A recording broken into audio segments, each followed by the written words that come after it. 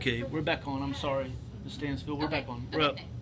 They gotta stay there. Yes, yes. Even if they've been in before, to 7.5. They have to stay, if this kid gets 67 and a half to 105 minutes, they have to stay at least 67 and a half minutes.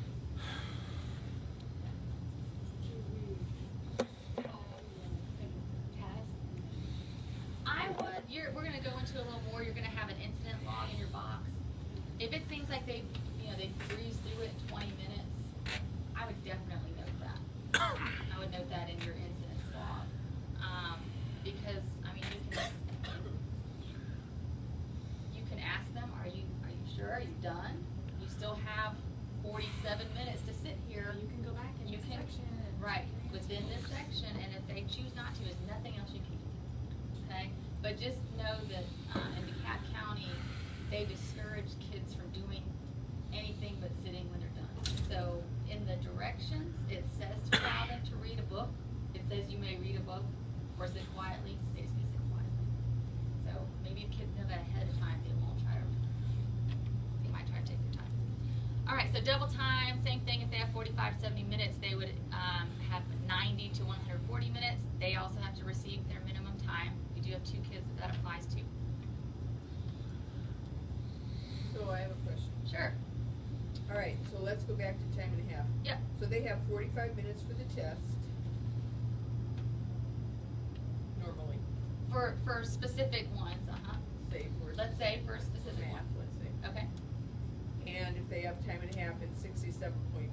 Correct. The minimum amount of time is 45? No, not for time and a half.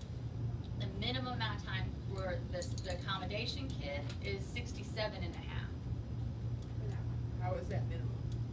It's time and a half. They were their extended time accommodation allows them the normal time plus another half, Right, so what's their maximum time? 105. 105 minutes. So they could keep working through 105 minutes, and if they're not done, then they have to stop. So, a regular ed student's, Uh-huh. minimum is 45 and they can work to 70 minutes? Right. Oh, okay. All right. I thought it was different tests or different times. They do. Here, let me show you. Okay. And those have changed this year, actually. I don't remember what they were last year. I just know that some of them, they've made some adjustments.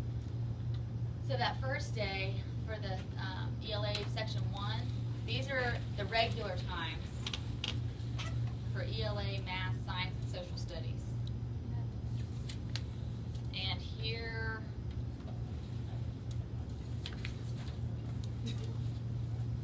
this thing is little as Christmas. Okay. Here are the extended time and a half adjustments. So if your kids fall into this category for time and a half, these are the time allotments.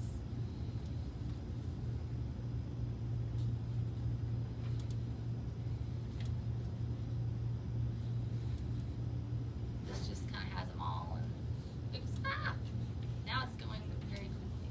But normally I click once. Takes forever. Okay. And all of that will be in your boxes, so you'll know exactly how much time your kids will have. All right, we're going to go into presentation, large print. None of our kids at this point have large print, but just in case, if a student needs a large print test edition, it must be ordered in a timely manner. After a student finishes a large print edition of a test, a certified educator, we'd have to transcribe it into a normal answer document. Have you ever seen the large print versions of the Milestones? They're this big. They're huge. I thought it was hilarious when that thing came in its own box, this big, one book. So if a kid has large print and they're online, they would also have a magnifier if they need it.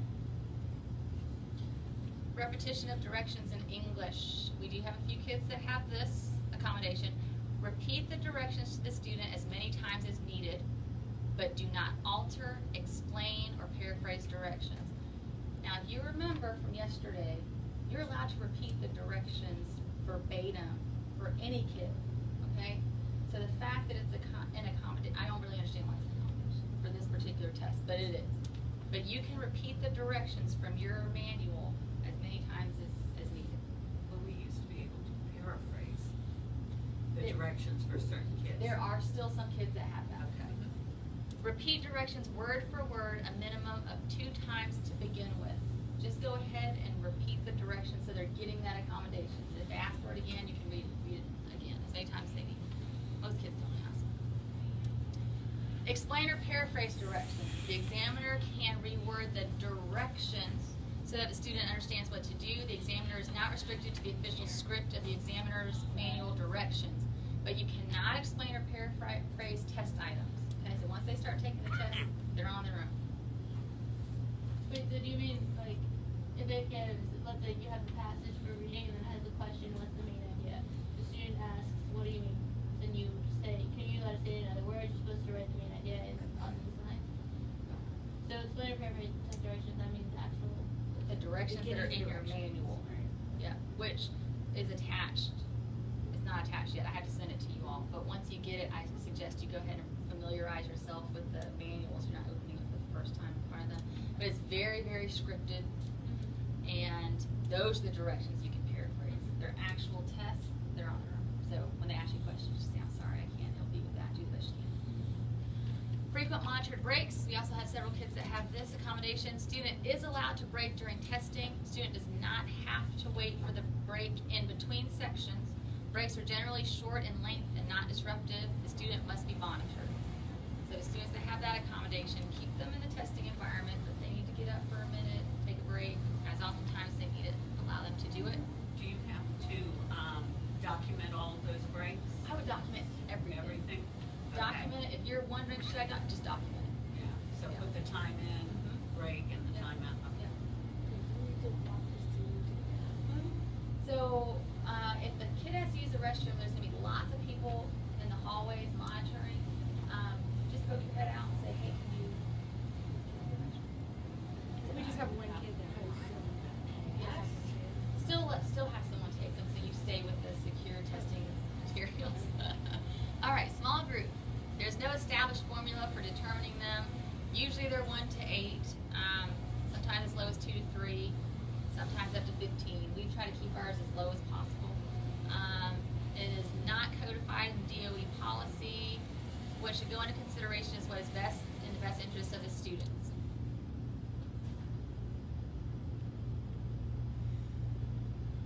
We already went over this one. Here are the accommodations we have at Briar Lake. Individual, small group, frequent monitor breaks, explain or paraphrase directions, repetition of directions, test administered by an educator familiar to the student, preferential seating, oral reading of test questions, oral reading of passages, time and a half, double time, and marks in the booklet.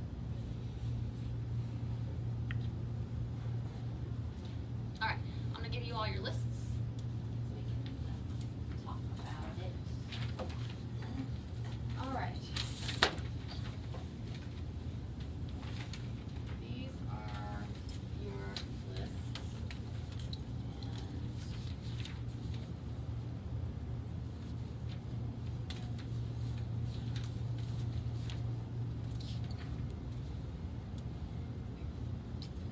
You have 2. No. Right. You have 2 for a reason, I'll take it, so just a second. Okay. All right, so I'll let you look over those. And you will still,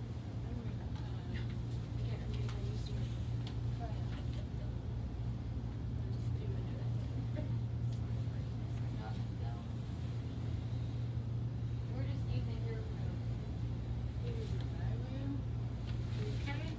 Yeah. I don't know what our thought was behind that. I don't remember what we, or I don't remember if we even discussed it. We were just desperate for space. Let me get back to you on that. So Deb is not. the pre-K kids just run on pre-K. I think that's what we had in mind, but I'll have to get, I know it's not ideal. Okay. You're welcome to stay. I'm sorry, I didn't realize. You won't have to administer the assessment. anybody can be pulled.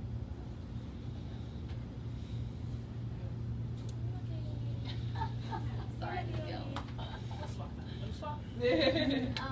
So on the front page, it tells you the accommodations that your kids get.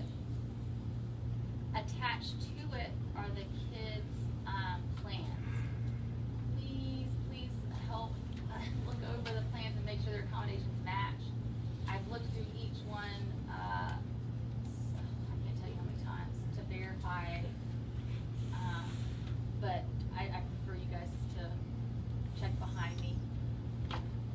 What we've discovered today is that the new Infinite Campus IEP system forces teachers to tag the test as paper or online. Okay? We discovered that today. These were made before today. I'm hearing that won't impact most students. Now there are some students who specifically in their accommodation section, it'll say they need paper pencil or it'll say they need online administration. We did pay attention to that. But most teachers, when they put in these plans, just said, oh my gosh, you gotta pick one, I'll just pick online. So hopefully we're not gonna have to adjust these groups. That's what I've heard today, but I need to confirm that. So, do you have any questions about your groups? I only have 2 students attached, right? I have 3. Your third student, Miss Fields is gonna get us the accommodation sheet. She's new and we have to go about it a different way. And you also have one that is only administered math. She's exempt from reading. Okay. So I have a new student, I don't remember. Who may or may not come. And then I have time and a half. Will we be done in time for whatever special schedule there's going to be? That's the goal. So, I really hope that we can all, at 8:30, open your manual and begin. If we do that, it'll be perfect. We will have no issues. But what normally happens is, some teachers want to give the kids a pep talk or allow them to take longer to go to the restroom. At 8:30, everyone should be ready to go. Ms. Now, you Russ also- used to get on and said, it is now 8:30, testing will Yes, begin. that's exactly what we will do. Yeah. Yeah. Remember that I will also need a break between testing and specials to eat lunch. Well, that is down the road. Yep.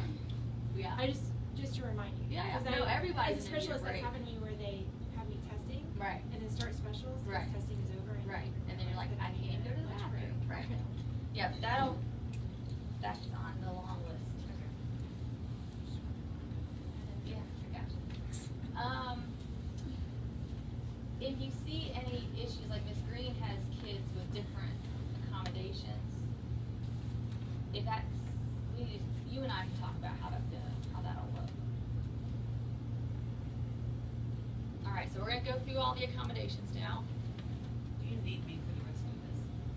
Miss Ann? No. Ciao. Ciao. Who'd you want? Ciao. All right, accommodations for paper and pencil. Refer to the student assessment handbook, which is in the attachments, and the accommodations manual for specific guidance. Students with large print accommodation are not limited to paper and pencil, so they could take the online version. I showed you the access they have. For pre-approved oral reading administrations by a human reader, the directions to be followed by the examiner are located in the read aloud guidelines. Like I said, at this point, all of those kids who have that read aloud accommodation are online. So you won't have to worry about those guidelines. Because the guidelines, if we end up having to switch those out, you're gonna need them in front of you. They're very specific, especially in math. I was looking at it last night. So if you see a math word problem, it's $1.50. In the manual, it says you are to say $1.50. Oh my God. For a fraction, you would want to say a half.